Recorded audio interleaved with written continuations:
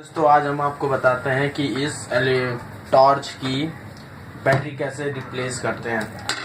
सबसे पहले फिर आप इसके ये पीछे देख सकते हैं, यहाँ पर स्क्रू ड्राइवर लगा है, इसको ऐसे खोल लीजिए।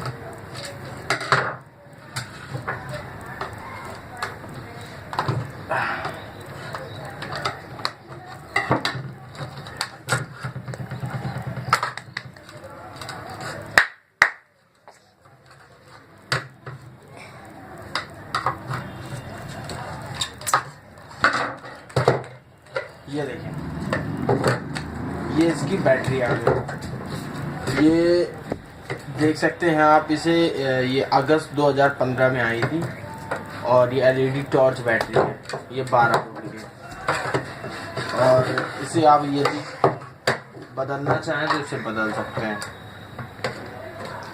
अब मैं आपको इसके दिखाता हूँ कि ये इसमें ये एलईडी कैसे रिप्लेस कर सकते हैं।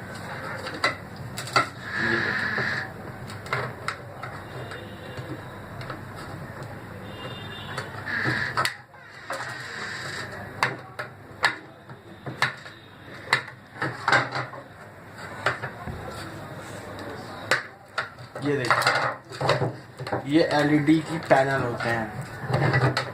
अगर बाय डिफ़ॉल्ट या कभी ख़राब हो जाए तो आप इसे बदल सकते हैं। ये देखिए, ये यहाँ से ऐसे पकड़ के ये ऐसे निकाल सकते हैं। ये